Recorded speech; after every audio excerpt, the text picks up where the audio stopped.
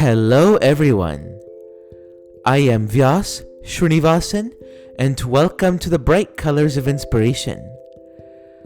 I would like to take a moment to thank you all for supporting me and my podcast.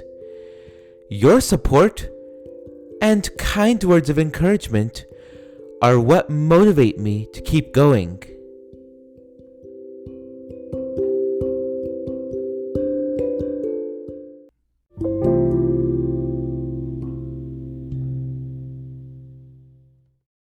The topic for this episode is all about shielding ourselves from negativity. Today, there is a lot of negativity out there in this world, whether it comes from relationships, the news, social media, and so on. Sometimes, it is easy to let go of the negativity, and other times, it is really tough. For instance, if I'm on an airplane and I happen to be seated right next to a difficult passenger, it doesn't affect me as much since I will probably only have to deal with them during the flight. And once I get off, I most likely won't see them again. The same thing applies to a rude stranger at a grocery store in the checkout line. I'll have to deal with them while I'm there, but I'll probably not have to worry about them once I leave. However, if this person is someone whom I cannot easily cut out, like a family member, coworker, boss, classmate, and so forth, then it becomes much harder to let go of their negativity. In situations like this, setting boundaries is a common piece of advice we are given. According to Mel Robbins, there are 4 common types of boundaries: emotional boundaries, time boundaries, topic boundaries, and physical boundaries. Emotional boundaries involves protecting our own emotional well-being and not internalizing other people's negative emotions and feelings. An example of this would be, I don't really feel comfortable discussing my everyday routine. Time boundaries involves protecting our precious time and energy, so we don't overextend ourselves while trying to please people who constantly demand our time. An example of this would be, I am unavailable today. Can we meet some other time? Topic boundaries involves deciding to avoid participating in conversations about topics we do not want to talk about. An example of this would be, if you're going to keep talking about politics, I think I'll step out. Physical boundaries involves protecting our property and belongings, especially from those who use our stuff without talking to us first. An example of this would be, if you want to use my car, please ask me first. To foster healthy relationships with one another, it's very important to teach them how we want to be treated. And boundary setting is an awesome skill to have. Unfortunately, it isn't always easy to set boundaries, especially when we're dealing with people who are difficult. One of the main reasons as to why setting boundaries with some people is very difficult is because they see it as disrespectful and selfish. There is a video I watched on a YouTube channel called Dr. Ramani that says that whenever we are dealing with negative people, do not go deep. Yeah, we do not want to go deep, but in this context, deep, which is spelled as DEEP, is an acronym that comes in handy when interacting with negative people.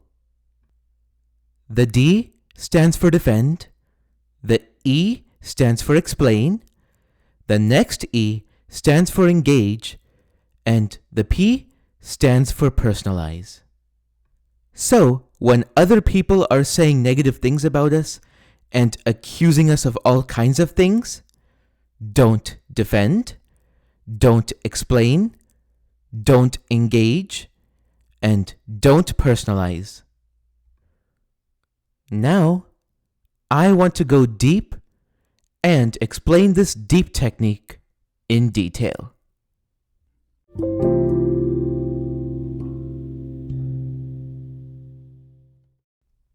D. Don't defend. When someone is accusing us, making up stories, or transferring their own frustrations onto us, many of us naturally have the urge to defend ourselves. This is a trap, since they are not really listening to us. Not only are we putting in a lot of our emotional and mental energy when we try to defend ourselves, but we're also giving out more fuel that they can twist against us. Therefore, the more we defend, the deeper and deeper we fall into the never-ending cycle that never leads to resolution.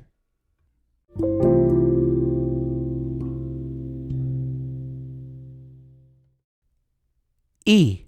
Don't explain.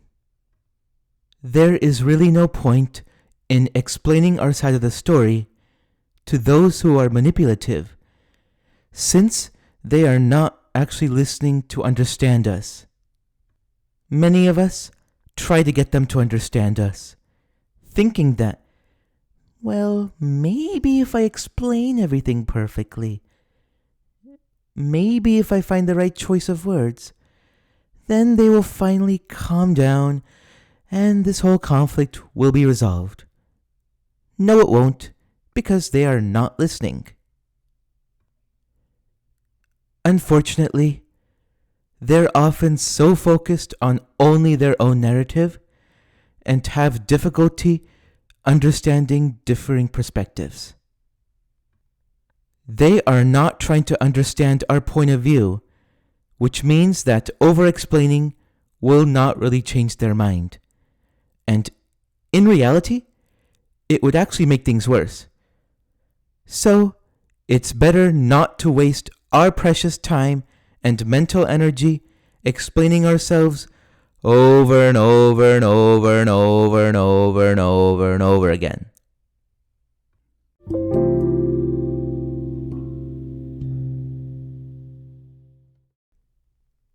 E. Don't engage.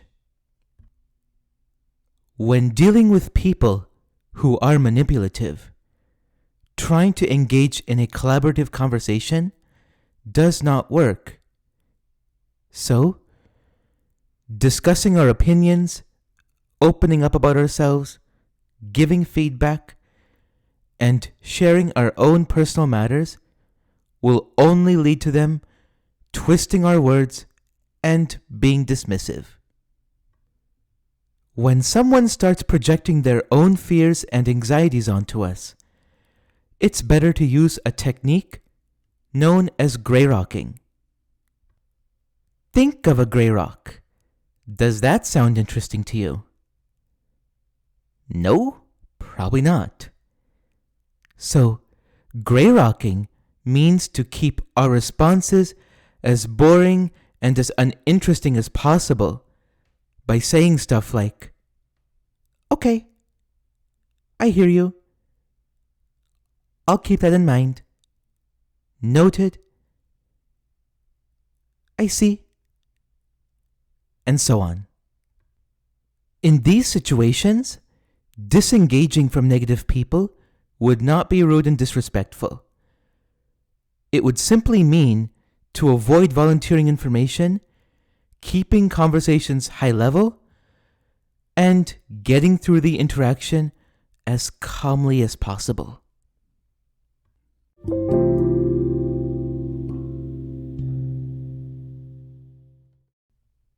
P. Don't personalize. Now, this is way easier said than done, since it feels personal, and it really affects us deeply, which makes it very difficult to not take it personally. Their behavior says way more about them, and they are just projecting their own frustrations onto us. They may try to make us believe that their behavior is somehow our fault, but it really isn't. By not personalizing what they say, we can avoid blaming ourselves for other people's behavior that are not ours to deal with.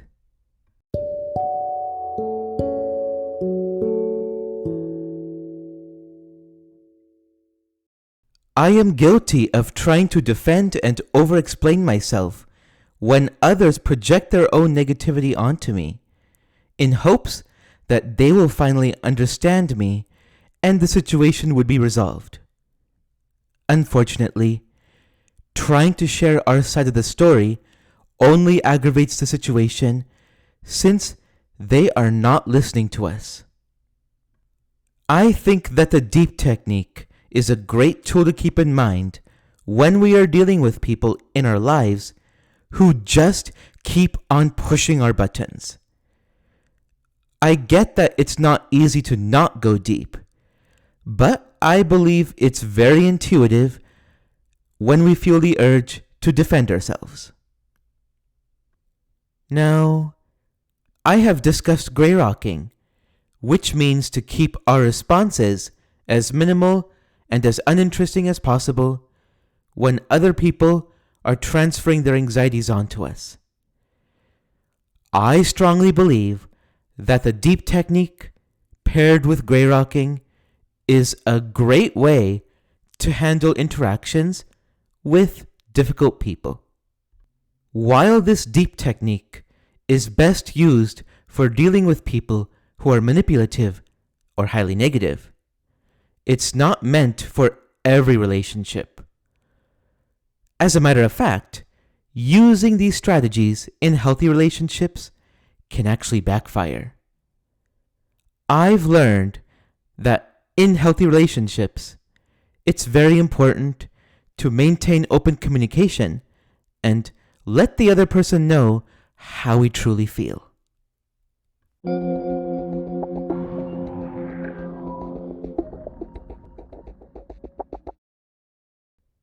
I would like to level up and connect this to modern technology by sharing a technique known as firewalling. Before I discuss it, I would like to share the basics of firewalling in computer network security. A firewall is essentially a system that carefully monitors the incoming and outgoing network traffic using predefined security rules. Firewalls are very important for several reasons. It prevents unauthorized access by only allowing certain traffic to go through. It blocks malicious traffic by stopping harmful data from reaching the system. It protects sensitive data by keeping private information from being stolen or leaked. It controls network usage by enforcing policies and restrictions. And it mitigates risks by detecting suspicious applications and unauthorized attempts within the network. Now, I would like to connect this back to what I was talking about. Similar to how a firewall blocks malicious traffic, it's important to protect ourselves from negativity so we do not internalize it. Difficult people will often try to transfer their negativity onto us. Similar to how a user on a computer clicking a malicious link can download a virus onto the computer. I've learned to picture a glass shield whenever negativity is coming my way. And the way I would do that is to see these people objectively, and use the deep technique paired with gray rocking. Just like we cannot talk a virus off a computer, we can't make negative people understand us by defending and explaining ourselves. It's very important to maintain our firewall no matter what, since some people may use information we share with them against us. Simply put, when we are dealing with difficult people who are very negative, I've come to realize that it's best to keep conversations more surface level and focus on building healthy relationships with those who bring out the best in us.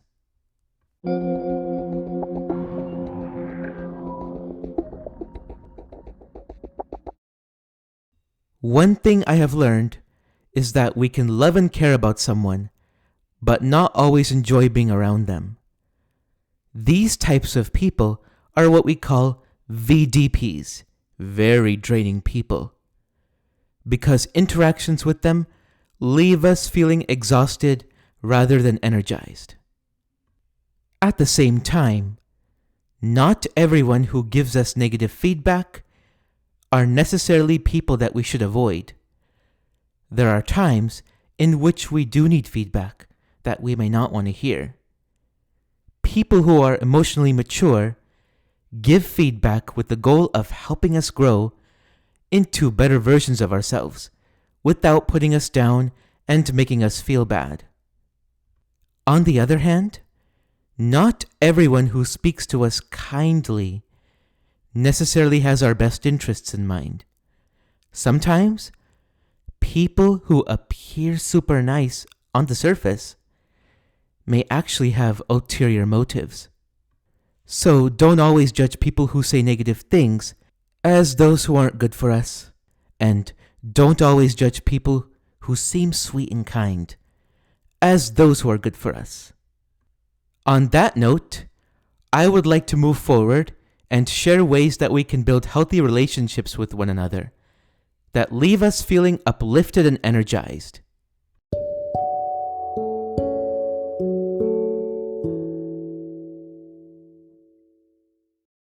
Number 1, trust.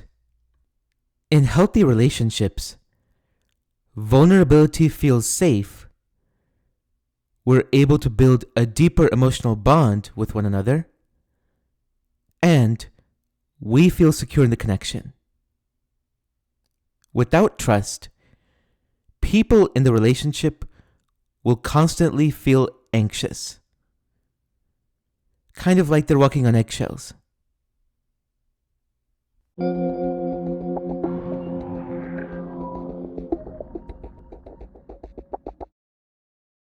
Number 2, honesty. Healthy relationships allow us to be our true, authentic selves with one another, without hiding who we are or worrying about being judged when we open up.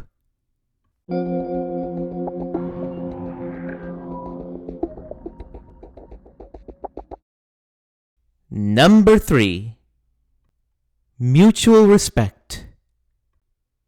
Mutual respect involves active listening, empathy, appreciation, understanding, and valuing each other's contributions. It allows individuals to build each other up, creating a safe space where both individuals can grow and feel secure.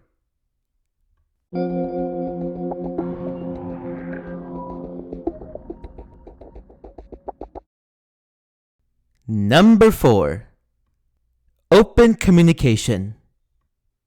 Healthy relationships involve honestly expressing our true thoughts and feelings while listening empathetically, especially during conflict. It means handling disagreements respectfully and resolving differences together. Healthy communication does not mean avoiding conflict. It means handling conflict with empathy and understanding.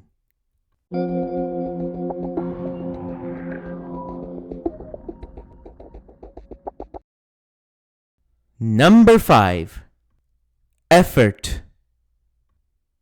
Healthy relationships require effort from both people. That includes making time for one another, showing kindness and gratitude, supporting each other during both good times and bad times, and being willing to understand differing points of view.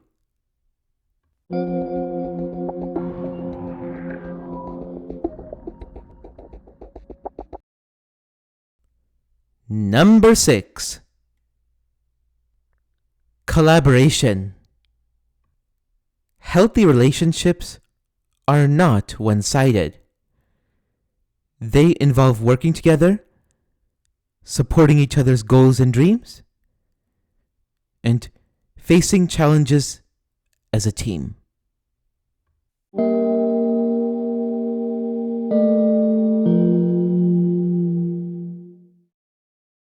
Healthy relationships should not require us to use emotional survival strategies such as the deep technique and gray rocking. And both people in the relationship should be comfortable being their full authentic selves and sharing their vulnerabilities. Boundaries are not walls designed to isolate us from other people. In fact, having healthy boundaries creates room to build stronger and safer relationships. There is solid advice that I found on Mel Robbins' page that says, "Stop trying to control the people around you. When you let them be who they are, you gain control over your own emotional peace and improve your relationships."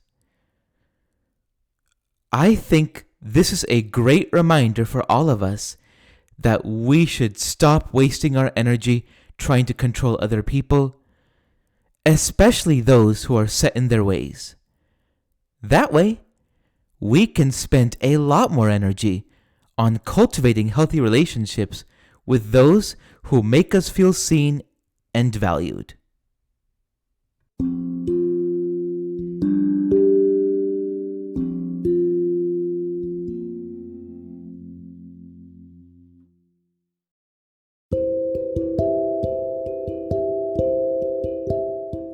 If my content inspires you with bright colors, feel free to pass it along to your family and friends. Thank you so much for listening, and I hope you have an amazing day.